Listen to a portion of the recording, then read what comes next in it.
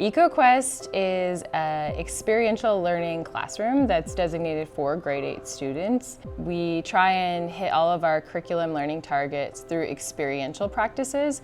So we use the community as our classroom. It's been running here in the Saskatoon Public School Division for coming on 15 years, and it's just an opportunity to take the grade 8 curriculum and expand it to have students working not necessarily outside, but sort of out of the school in the best place that we can find to do our learning. We try to help students find and connect to nature in a personal way, but also in a very academic way as well.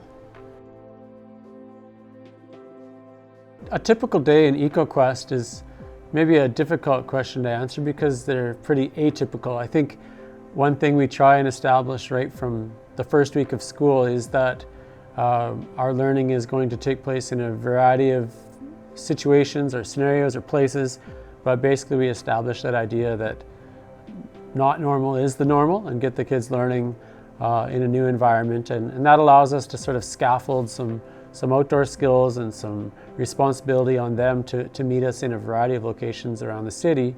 A lot of times the classroom isn't where they start their day, so we might have made arrangements with the students ahead of time where they're actually going to meet us at the university, or they're going to meet us at a storefront on Broadway. When we get to where we're going, oftentimes they will already have an idea of what we're doing, or they might even be the ones in charge of the activity that day. It's kind of coming and going and navigating the city of Saskatoon typically as our classroom. A big part of coming and going to Ecoquest is establishing that idea that they're going to get themselves here using active transportation. So starting from the first week of school, we've got kids biking, walking, or taking city transit to get here.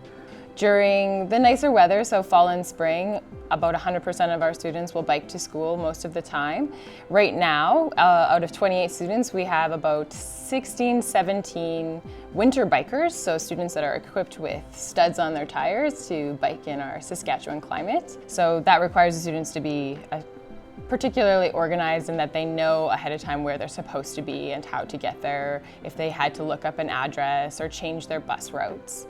I remember having a student who he was absolutely insistent on biking I think it was maybe 5 or 6 kilometers to school every day right through the winter, and he lived a block from me, and so he basically challenged me to bike with him for the year. And I think those bike rides he would kind of drag himself out on a cold winter dark morning and say, if my old teacher's doing it, I'm doing it. And I kind of had that flip of, if this little 13-year-old's doing it, I'm doing it.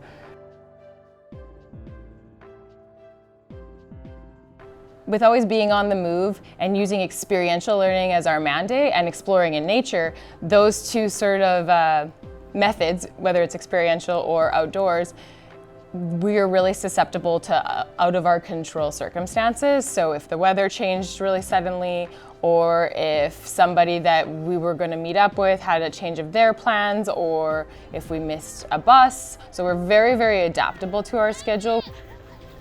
Well, we jumped off the bus just up here on North Circle Drive, and the students realized we were a little bit early for the next tour stop based on the bus route. So Charlie, who's constantly full of energy, stomped out a path in the snow, and they've designed a little spoke and wheel tag game here. So yeah, one of our spontaneous phys ed classes just kind of popped up in the middle of this field.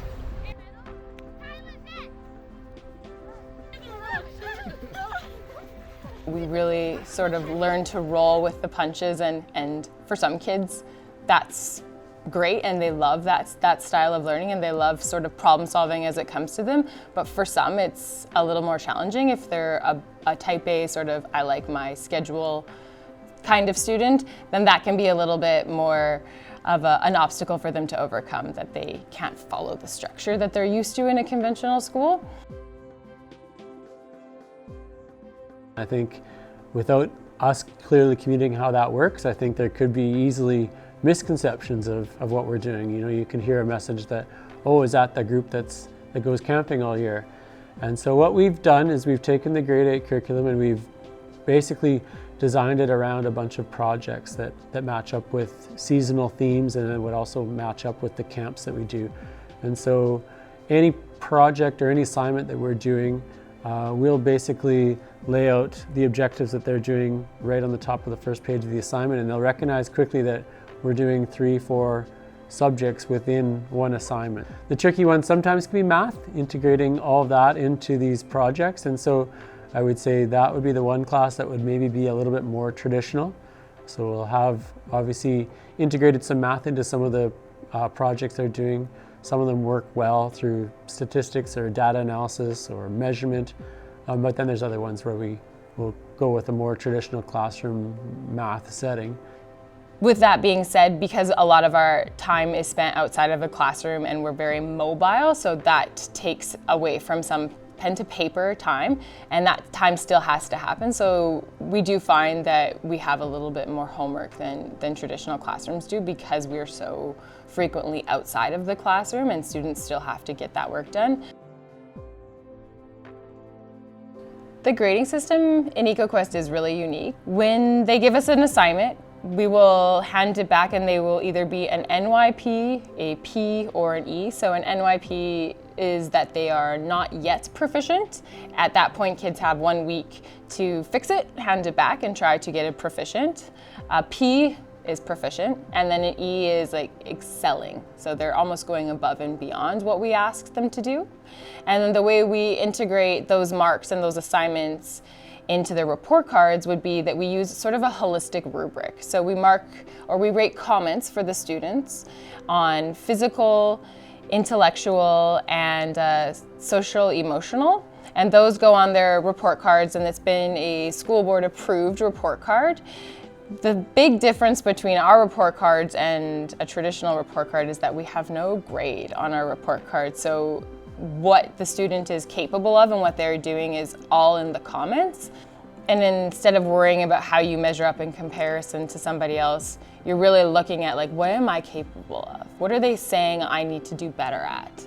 I think one of the things that we can do is really look at their ability to write, reflect, and self-assess. I think we've got the consent from the school division to really change how we involve the students in their evaluation and in their assessment.